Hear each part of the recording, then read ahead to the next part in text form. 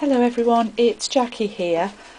What I'm going to do today is a short tutorial on how I put my toilet paper albums together. I may end up doing more than one, so we'll do them in short steps. I've made two types in the past. The latest one used Laura Dennison's Stack the Deck binding, which gives quite a sturdy, substantial album with chipboard covers. That one's pretty chunky. And the other type I've made uses rings or ribbon to tie the album pages together. And this is the one I'm going to show you how to do today. If it goes quite well, I could probably show you how I put the Laura Dennison one together.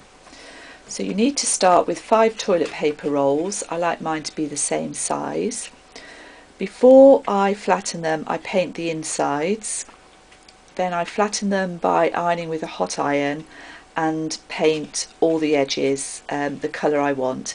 In this case, I've chosen black. I do often use black. I like the way it looks with the pattern papers. The proportion of these toilet paper rolls is a bit short in my opinion, so I like to add these end caps. I saw a lady do this on YouTube and I will look her up and put her details underneath so you know who that is. And once they're attached, you can see that the proportion of the pages is better, in my opinion anyway. To make these, if you're going to have these, you need to cut them the same height as your toilet paper roll. In my case that was 2 11/16 by at least 2 inches. I actually did these 2.5 because the Fiskars punch that I used cuts quite deep, so you lose quite a bit of the edge, and you need to leave at least ½ an inch hanging over the end of your toilet paper roll to make it look right and to give plenty of room for the grommets and rings that we're going to put in. So cut those, as I say, at least 2 inches, score down the middle, punch the edges if you want a decorative edge, and pop those to one side for the time being, because we need to add the papers before we put those end caps on. To make this album a little bit different from the example, I'm going to try chipboard covers.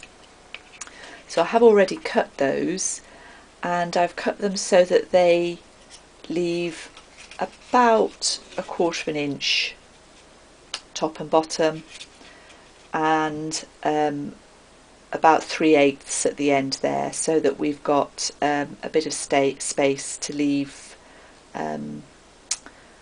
You know, we can have a few things sticking out if we need to.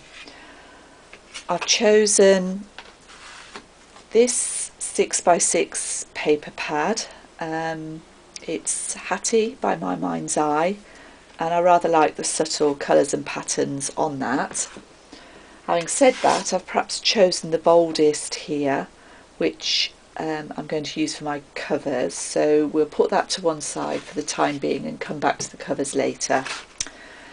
And the next thing to do is to cut the patterns that you want for your pages.